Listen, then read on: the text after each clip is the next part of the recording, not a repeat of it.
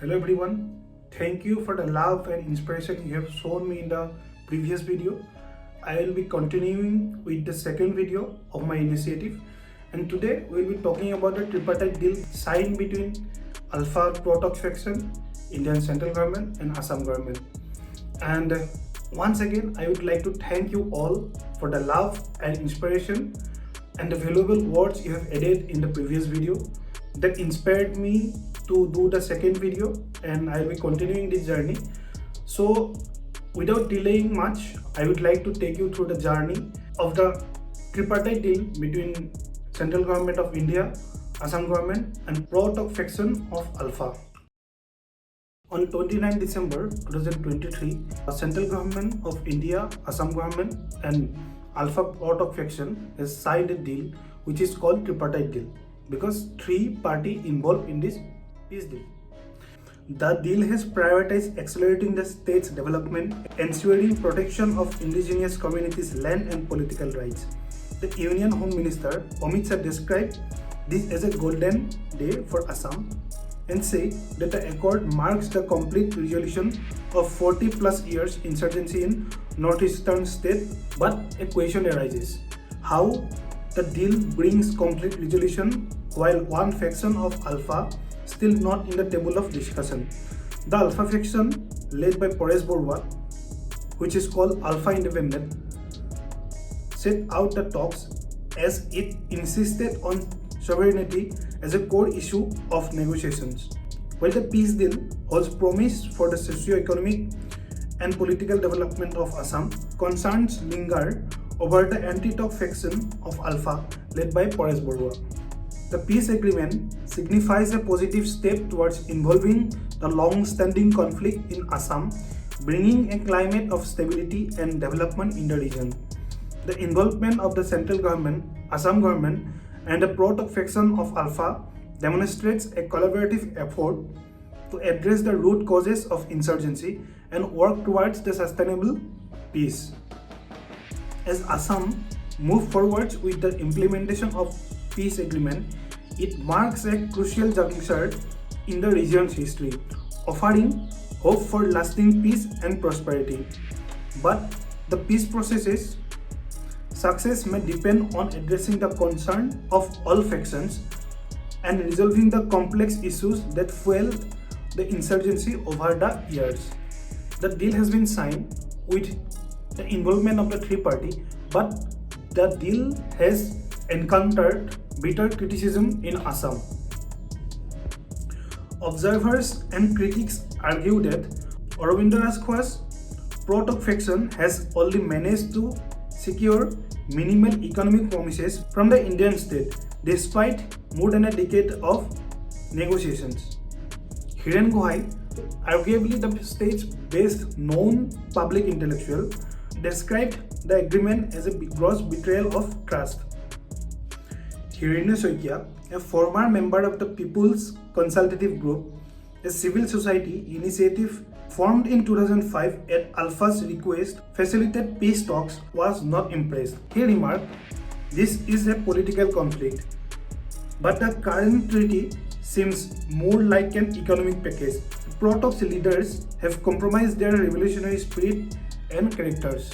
Critics also argue that ULFA has failed to secure negotiation for the rights of indigenous communities over the state's land and resources. The agreement doesn't address ULFA's demand to reserve seats in the assembly for these indigenous communities.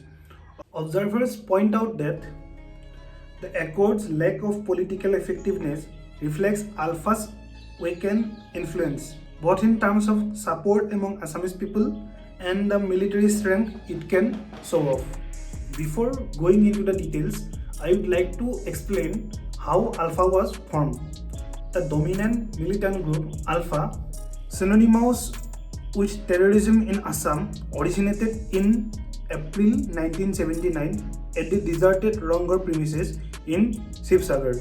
During the anti-foreigners Assam agitation that began in 1979, aimed at protecting indigenous Assamese interests from perceived threats posed by illegal immigrants from Bangladesh. A group of youths gathered and pledged to liberate Assam from Delhi's rule. The agitation, led by social organizations and students' bodies, continued until the signing of the Assam Accord in August 1985. Within the Assam agitation, a faction of radicals, including leaders like Aravind Raskwa, Manoj Chetia, and Paresh Borua, emerged with the goal of establishing a sovereign Assam through armed struggle.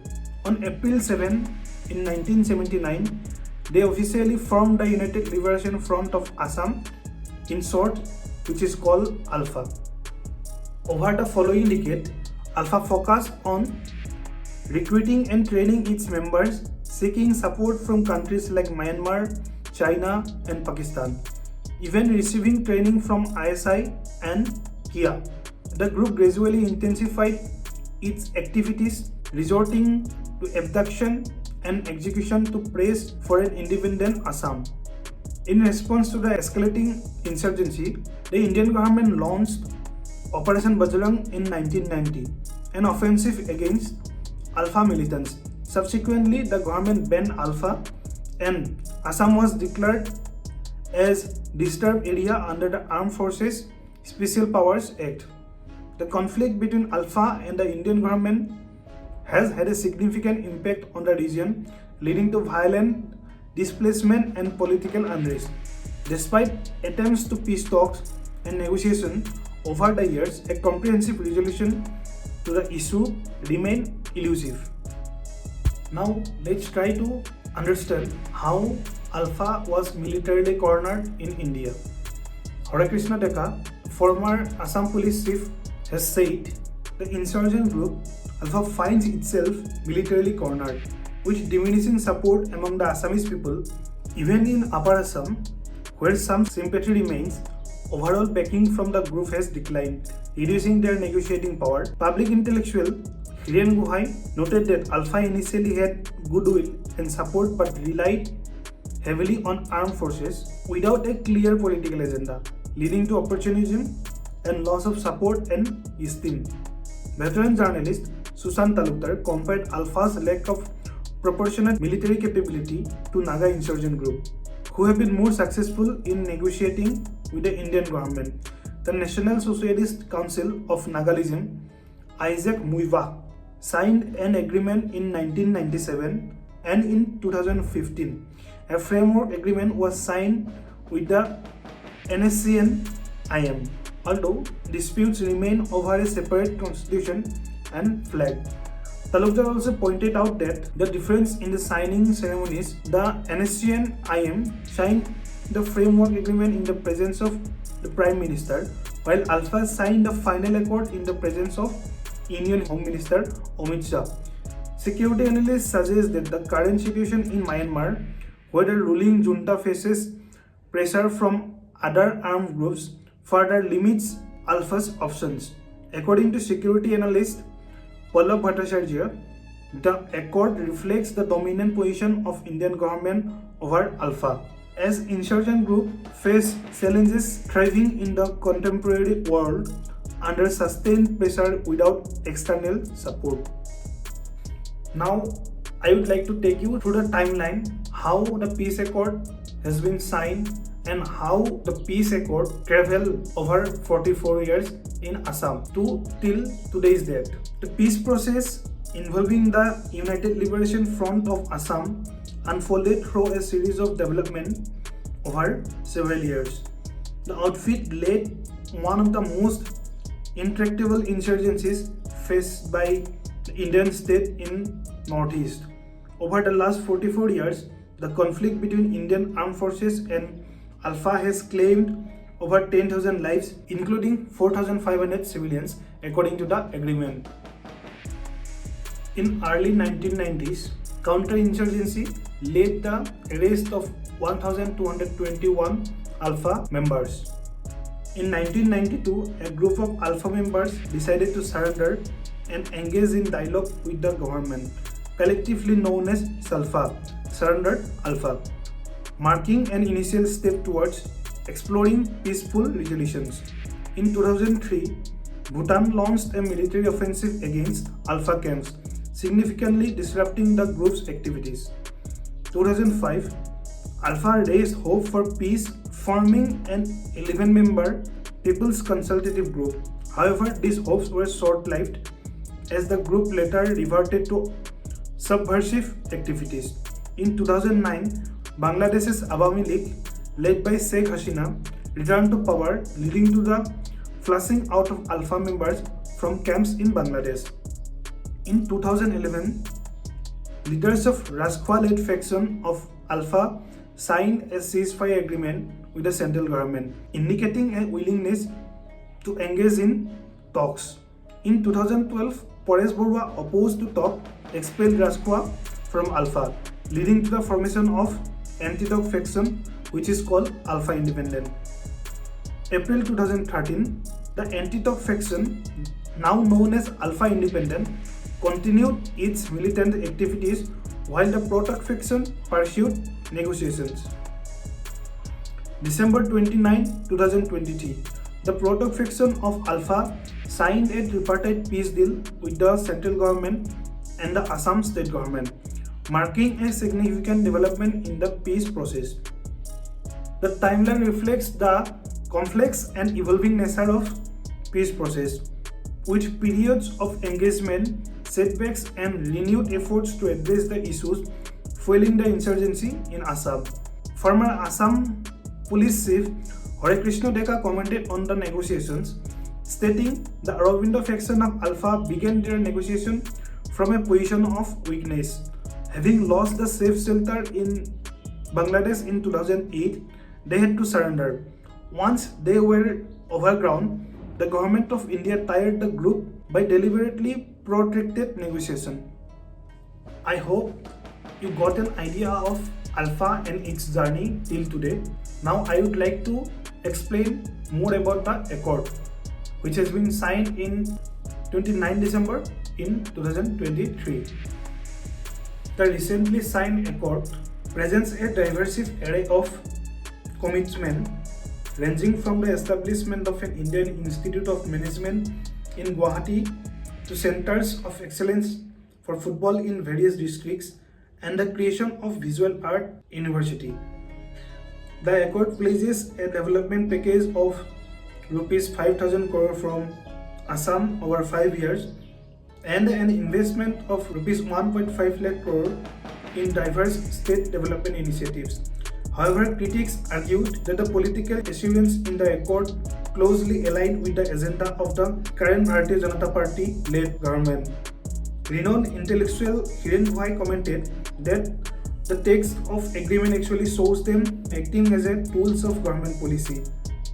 One significant element of the accord involves the delimitation exercise conducted by the Assam government under Chief Minister Himanta Biswa Sarma.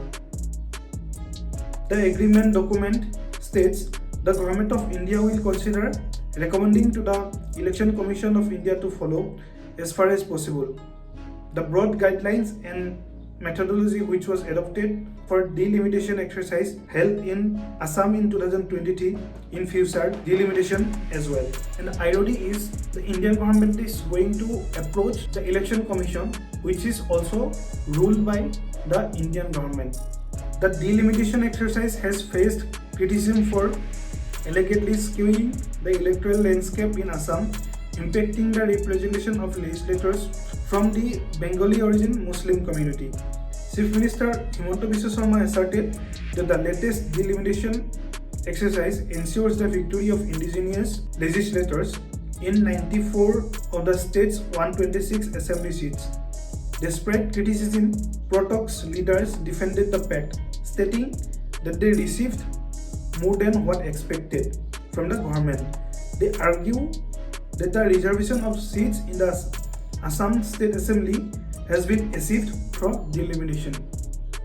However, the accord has faced backlash for not establishing a mechanism similar to Article 371A in Nagaland, which grants residents a certain degree of autonomy over land and natural resources. Peasant leader and legislator Akhil Gogoi, who advocated for such protection, labeled the pact a complete surrender. this is the accord and this is the process how ULFA has gained it. But there must be some issues or challenges peace deal will face in near future. So challenges are resistance from anti-talk faction. The main challenges is the resistance from the anti-talk faction of ULFA led by Paresh Barua. Paresh Barua and his fighters operating from hideouts in Myanmar have not shown an indication to engage in talks with the government. Barua insists on discussing the sovereignty of Assam, making negotiations challenging. Inclusive implementation. The success of the peace accord depends on the inclusive and effective implementation of the clauses. The government needs to demonstrate a genuine intent to fulfill the commitments made in the accord. Addressing the root causes. Lasting peace requires addressing the root causes of the conflict, including concerns related to the identity, citizenship, and political representation. Resolving these issues comprehensively is crucial for ensuring the sustainability of peace. Ensuring developmental measurement. The developmental package of 1.5 lakh crore needs to be effectively utilized for the overall development of Assam. Ensuring equitable distribution and efficient implementation of development initiative is essential. Continued dialogue with insurgent group. Efforts to convince Paresh Barua and the ULFA independent group to come to the negotiation table need to continue. Initiatives should be taken to address concerns raised by the anti-talk faction within the constitutional framework. Coordination with Myanmar. Cooperation with Myanmar is crucial for dealing with the insurgent groups operating from across the border. Diplomatic efforts to coordinate with Myanmar and address cross-border security challenges are essential. Public support and trust building.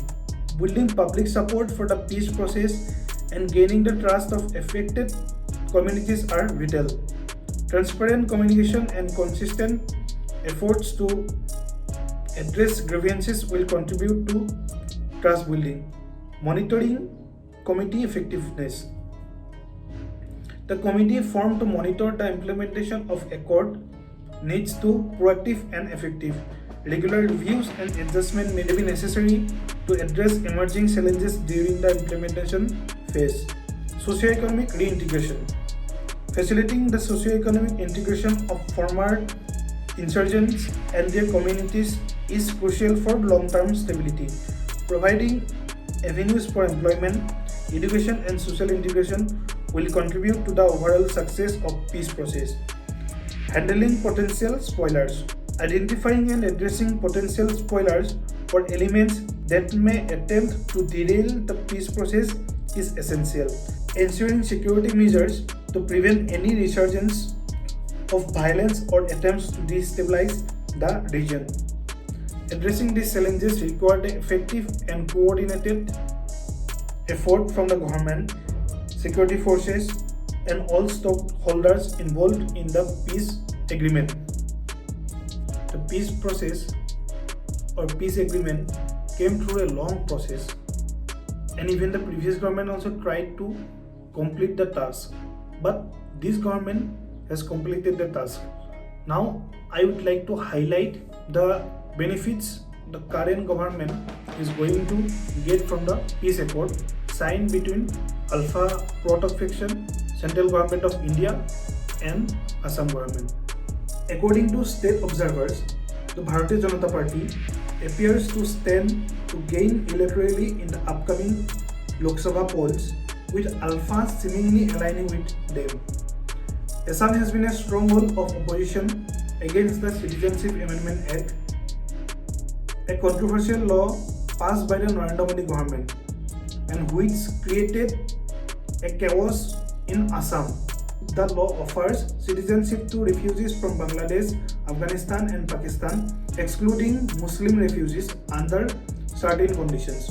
However, in Assam, it is viewed as a violation of Assam Accord, which restricts the recognition of migrants entering the state after March 24, 1971 as Indian citizens. Observers believe that the peace accord with ULFA is symbolically crucial for BJP, representing an ideological victory and potentially helping to overcome resistance to the Ka in Assam. The accord is seen as a strategic move, and having ULFA on its side could be beneficial for BJP in the state. A scholar and the author who is not willing to reveal his identity stated that the deal is an ideological win for BJP, and ULFA having on its side is symbolically important for winning over any remaining resistance to the Ka in Assam. Former Director General of Police Hare Krishna Deka also noted that the BJP stands to benefit from the accord. He emphasized that from the perspective of ensuring the existential security of indigenous people in the context of the Ka, it seems that the BJP-led center has not considered anything. However, he anticipated that the BJP will take credits for resolving the issue, which could positively impact the electoral prospects. So this is it for today. If you found this video informative, do share with your friends, like, comment and share. Also, subscribe my channel if you have not done it yet. Till next time, stay informed and stay curious. Thank you.